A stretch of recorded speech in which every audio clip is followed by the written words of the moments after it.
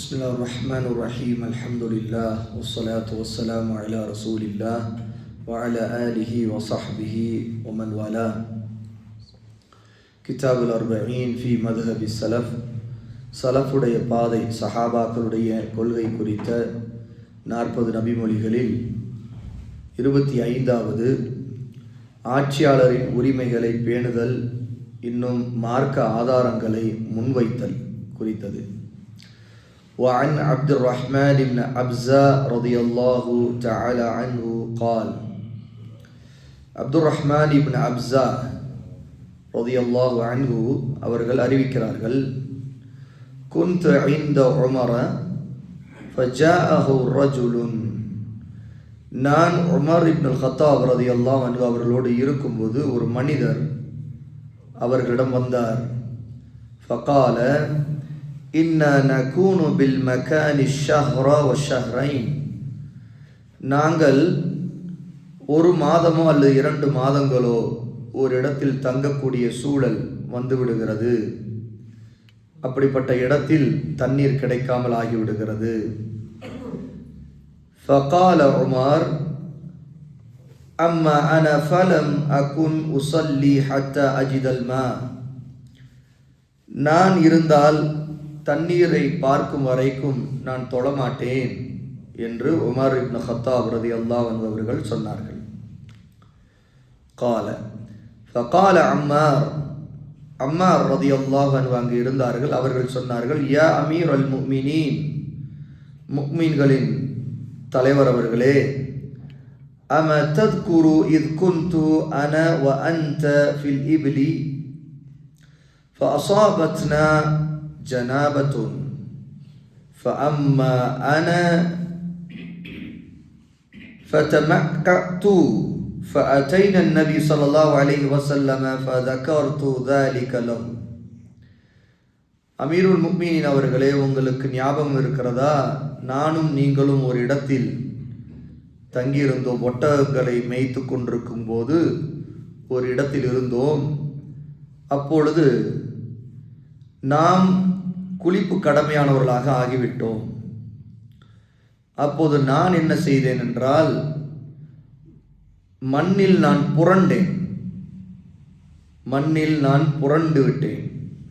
அதை கொண்டு அந்த குளிப்பு கடமையை நான் நீக்கிக் கொண்டேன்.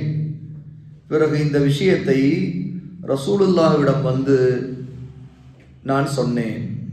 ஃபகால இன்னமா கான யக்ஃபீக அன் தகூல ஹகதா. அப்போது அல்லாஹ்வுடைய நபி ஸல்லல்லாஹு அலைஹி வஸல்லம் இதை கேட்டுவிட்டு, நீங்கள் அப்படி புரண்டிருக்க தேவையில்லை, மண்ணில் நீங்கள் இப்படி செய்வதே போதுமானது என்று சொல்லி தயம்மும் செய்கிற முறையை காட்டினார்கள். وضرب بيده إلى الأرض. மண்ணில் தன்னுடைய 2 கைகளையும் அடித்துவிட்டு ثم نفخهما 2 கைகளையும் அவர்கள் அந்த பட்ட மண்ணை ஊதிவிட்டார்கள். ثم مسح بهما وجهه ويديه إلى نصف الذراع. பிறகு தன்னுடைய 2 கைகளையும் அடித்து அதை ஊதிவிட்டு அவர்கள் தங்களுடைய முகத்தையும் 2 கைகளையும் கைகளுடைய மணிக்கட்டு வரையும் அவர்கள் தடவி கொண்டார்கள். இதுவே உங்களுக்கு போதுமானது என்று என்னிடம் சொன்னார்கள் என்று அம்மார் ரலியல்லாஹு அன்ஹு உமரிடம் சொன்னார்கள். ஃபகால உமர் அப்போது சொன்னார்கள், யா அம்மார் இத்தகில்லா, அம்மாரே, அல்லாஹ்வுக்கு பயந்துகொள், இந்த செய்தியை சொல்வதிலிருந்து. ஆக நன்கு யோசித்துக்கொள், அல்லாஹ்வுக்கு பயந்து நடந்து கொள் என்று அம்மாரிடம் உமர் சொன்னார். فقال يا أمير المؤمنين إن شئت والله لم أذكره أبدا. அப்போது அம்மார் சொன்னார்கள், அமீருல் முஃமினீன் அவர்களே, நீங்கள் விரும்பினால் அல்லாஹ் மீது சத்தியமாக நான் இந்த செய்தியை இனி ஒரு காலும் யாரிடமும் சொல்லாமல் விட்டு விடுவேன் என்று சொன்னார்கள். ஃபகால உமர், அதற்கு உமர் சொன்னார்கள், கல்லா வல்லாஹி லனுவல்லியன்னக மின் ذلك ما توليت. அல்லாஹ் மீது சத்தியமாக அப்படி அல்ல, நான் நீங்கள் அறிவிப்பதை தடுக்க மாட்டேன், நீங்கள் விரும்பினால் அதை சொல்லிக் கொள்ளலாம் என்று அம்மாரிடம் உமர் சொன்னார்கள். இந்த செய்தி சஹீஹ் முஸ்லிமிலும் அபூதாவுதிலும் இந்த வாசகங்களோடு இடம்பெறுகிறது. சஹீஹ் முஸ்லிமுடைய இன்னொரு அறிவிப்பில், அமீருல் முஃமினீன் அவர்களே, உங்கள் மீது அல்லாஹ் எனக்கு வழங்கி இருக்கக்கூடிய உரிமைகளை கொண்டு அதன் காரணமாக, அந்த மரியாதையின் காரணமாக சொல்கிறேன், நீங்கள் விரும்பினால் இந்த ஹதீஸை நான் யாருக்கும் அறிவிக்க மாட்டேன் என்று முஸ்லிமில் உள்ள அறிவிப்பில் வருகிறது. ஆக இந்த ஹதீஸ் மிக முக்கியமான ஒரு ஆதாரம் ஆட்சியாளருக்கு கொடுக்க வேண்டிய மரியாதை சம்பந்தப்பட்டது. அம்மார் இப்னு யாசிர் ரலியல்லாஹு அன்ஹு அவர்கள் ஒரு ஹதீஸை அறிந்திருக்கிறார்கள். ரசூலுல்லாஹ்விடமிருந்து தயம்மும் செய்கிற முறையை கேட்டிருக்கிறார்கள். ஆனால் இந்த விஷயம் உமருக்கு ஞாபகமே இல்லை. எப்போதோ நடந்த ஒரு சம்பவம். 2 பேரும் ஒட்டகங்களை மேய்த்து கொண்டிருக்கக்கூடிய ஒரு கட்டத்தில், அப்பொழுது 2 பேருக்குமே குளிப்பு கடமையாகிவிட்டது. 2 பேருமே மண்ணில் புரண்டார்கள். அதற்கு பிறகு அவர்கள் தொழுது கொண்டார்கள். மண்ணில் புரள்வது அவசியமா என்றால் அவசியம் இல்லை, ஏனென்றால் தண்ணீர் இல்லை. ஆனால் அதற்காக மண்ணில் புரண்டார்கள். இந்த விஷயத்தை ரசூலுல்லாஹ்விடம் சொன்னவர் அம்மார்.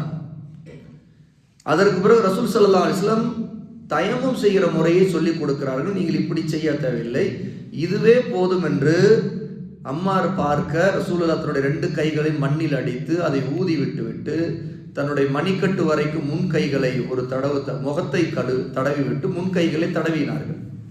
இதுவே உங்களுக்கு போதுமே அம்மார் என்று ரசூலுல்லாஹ் சொன்னார்கள். ஆனால் இந்த சம்பவம் நடந்த எதையும் உமருக்கு ஞாபகமே இல்லை. ஆக உமர் சொல்லுகிறார்கள், இதை சொல்லுவதிலிருந்து எச்சரிக்கையாக இரு, அல்லாஹ்வுக்கு பயந்து கொள் என்று சொல்லுகிறார்கள். ஏனென்றால் இது ஏதோ எனக்கு ஞாபகமே இல்லை, உங்களுக்கு ஞாபகம் இருக்கிறதா, உண்மையாகவே நல்லா கவனமாக இருந்து கொள்ளுங்கள், நீங்கள் இது உண்மையா உறுதியான செய்திதானா என்பதில் நன்கு ஞாபகப்படுத்திக் கொள்ளுங்கள். ஆகவே அல்லாஹ்வின் ரசூலோடு சம்பந்தப்பட்ட ஒரு விஷயத்தை சொல்லும் போது எச்சரிக்கையாக இருக்க வேண்டும், அல்லாஹ்வுக்கு பயந்து கொள்ள வேண்டும் என்று அம்மாருக்கு உமர் உபதேசம் செய்கிறார். இதை கேட்ட உடனே அம்மார் சொல்லுகிறார், அமீருல் முஃமினீன், நீங்கள் விரும்பினால் உங்கள் மீது, என் மீது உங்களுக்கு இருக்கிற உரிமை, உங்கள் மீது எனக்கு இருக்கக்கூடிய மரியாதை காரணமாக நீங்கள் சொல்ல வேண்டாம் என்று சொன்னால் இனி நான் வாழ்நாள் முழுக்க யாரிடமும் இதை சொல்லாமல் விட்டு விடுகிறேன் என்று சொல்கிறார்.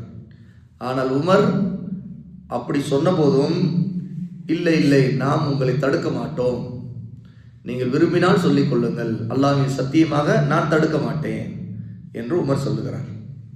இந்த ஹதீஸை எதற்கு இந்த இடத்துல ஆதாரமாக 40 நபிமொழியில் ஒன்றாக கொண்டு வருகிறார் என்ற முதல் விஷயம், ஆட்சியாளர் கொடுக்க வேண்டிய, ஒரு முஸ்லிம் ஆட்சியாளர் கொடுக்க வேண்டிய மரியாதை என்பது, அவர் தடுத்தால் ஒரு ஹதீஸை அறிவிப்பதை கூட நாம் நிறுத்தி வைக்க வேண்டும்.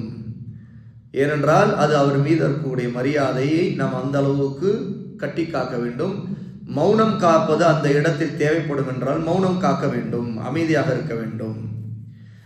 இரண்டாவது செய்தி, இதிலிருந்து கிடைக்கக்கூடிய ஒரு முக்கியமான படிப்பினை, கருத்து வேறுபாடு வரும்போது அந்த நேரத்தில் மாற்று கருத்து கொண்டிருந்தாலும் நபி ஸல்லல்லாஹு அலைஹி வஸல்லம் வழிகாட்டுதலை மிகவும் கண்ணியமான முறையில்தான் அம்மார் நினைவூட்டுகிறார்கள்.